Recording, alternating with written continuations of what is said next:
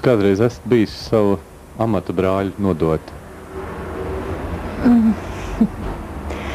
Redziet, grūti teikt, ko mēs varam saukt par nodošanu, kā mēs varam.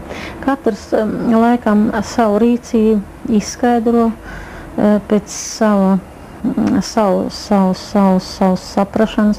Katrs, es domāju, no maniem kolēģiem, tāpat kā es, varbūt, ja mēs rīkojamies, mēs uzskatām, ka mēs rīkojamies pareizi.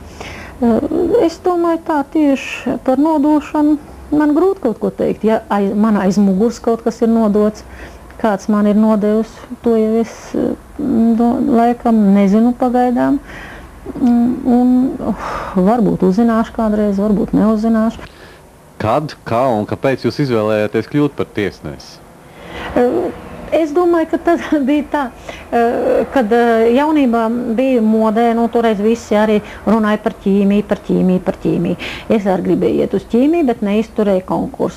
Un tad man teica, ka tur tā vienkārši nevar tikt iekšā, ka tas ir sarežģīti ļoti.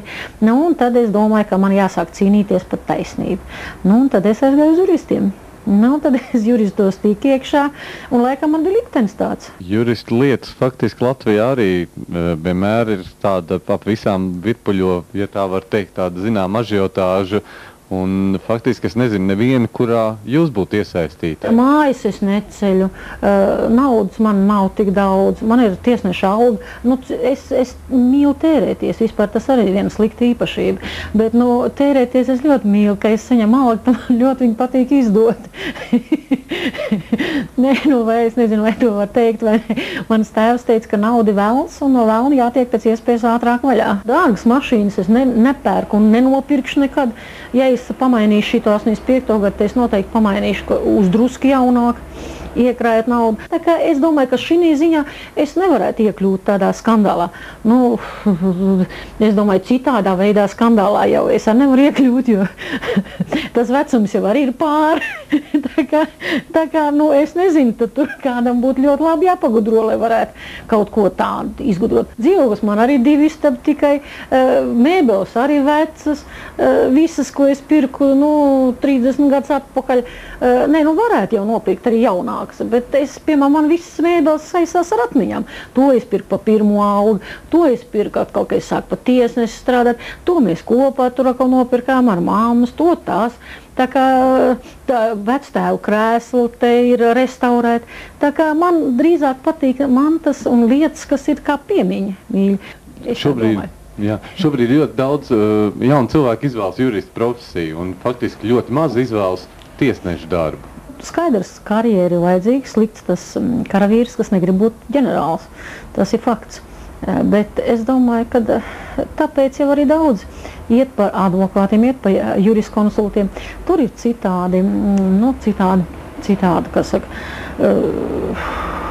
citādi kritēriji, tur viņiem ir citādi honorāri, viņi citāds procents tur var dabūt, mums ir alga. Ja godīgi strādā, tad jau nekāda procenta nav, ka es lasu avīzēs ar, ka viens advokāts vai juriskonsults, kas pārstāv kādu firmu un viņš vinnē civillietā, viņš tur 10% saņem atkarībā no summas lieluma. Tā kā var jābūt, ka daudziem jauniešiem negribās grūti strādāt, jo šis darbs, tiesneša darbs ir ļoti grūts un emocionāli smags darbs, tas nav viegls. Un ja grib godīgi strādāt, tad nauda arī nav tik liela. Es neteikšu, ka mums ir maza alga. Mums alga ir salīdzinoši ar daudziem, ir tiešām salīdzinoši normāla alga, un tādā ziņā dzīvot var. Nav ko žēloties.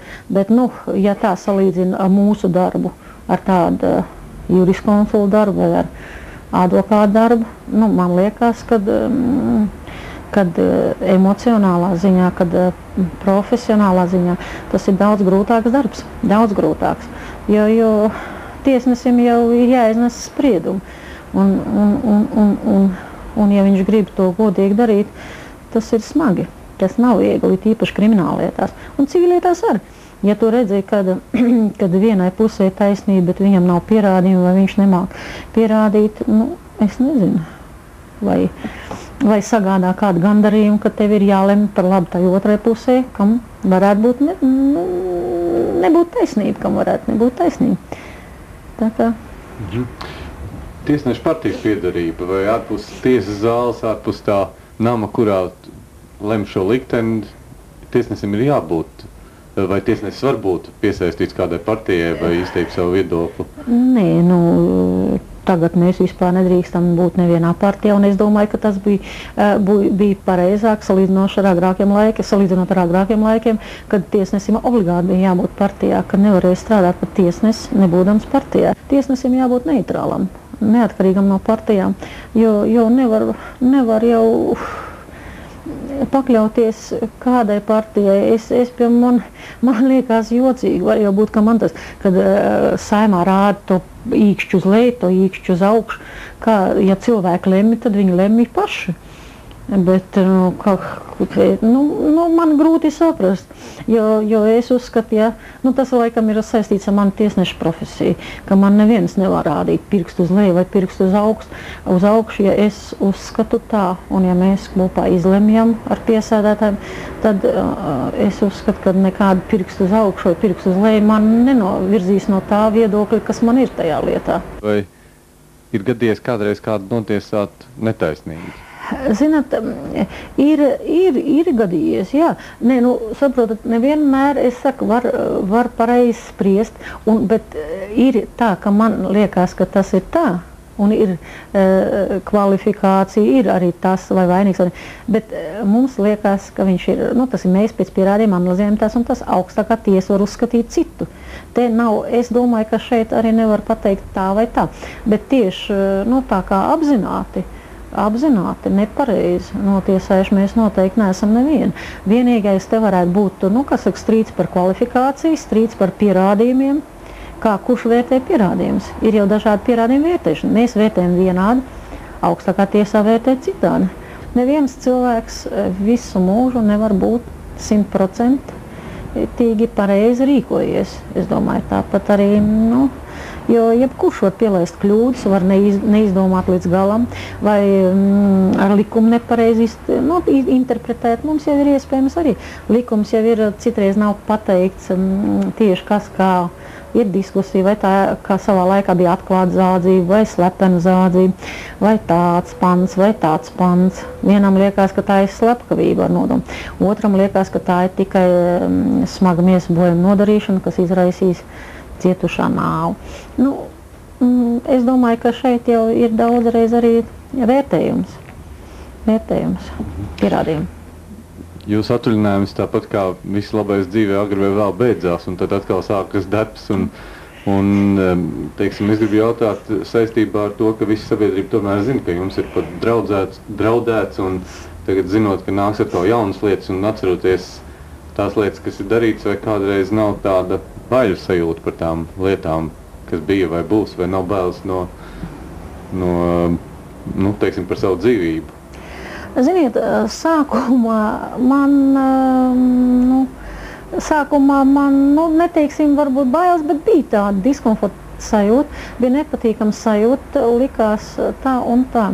Negribās, skaidrs, ka negribās, lai te ņem un galina nost vai tādā veidā kaut ko ļaunu dara, bet vēlāk ar to kaut kādu es jau apradu ar to domu, un es rēķinājos ar to, kad tā kā katram cilvēkam ir iespējams, ka katra diena aiziet bojā, tā arī es pieļauju, kad arī varētu tas notikt. Bet es domāju, pēc tam es domāju, ka katram ir savs liktenis.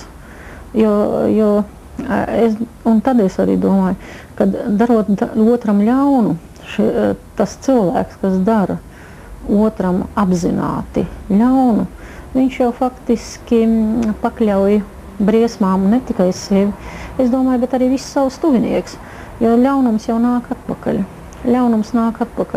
Tad tas, es domāju, katrs mēs uz sevi varam to arī attiecināt un arī padomāt. Ja mēs kādam kaut ko esam apzināti ļaunu darījuši, varbūt uzreiz tas nenāk atpakaļ, bet pēc kādu laiku var nenākt mums pašiem, var nākt mūsu bērniem, var nākt mūsu radniekiem. Tā kā es domāju, ka apzināti ļaunu darīt nevajadzētu otram. Mēs runājam par to, kas ir slikts sabiedrībā un kas varbūt slikts mūsos, bet man gribas jautāt, tad kas ir tas, kas visvairāk jūs priecē, kas ir tas gaišākais? Man priecē, kad iet cilvēkiem labi, kad vairāk gaišas sejas ir ārā, kad sabiedrība pārveidojās, kad labi iet man, kad iet labi maniem draugiem un radiem, kad iet labi visiem labiem cilvēkiem, kad iet labi. Nu, lai sliktiem arī iet labi, bet lai viņi paliek labi. Tik vienkārši formula. Ināt, paldies jums par sarunu, un man gribas teikt, ka, manuprāt, sabiedrība turas uz tādiem cilvēkiem kā jūs. Arī par to paldies jums. Nu, es nezinu, paldies, bet es domāju, ka vajag censties.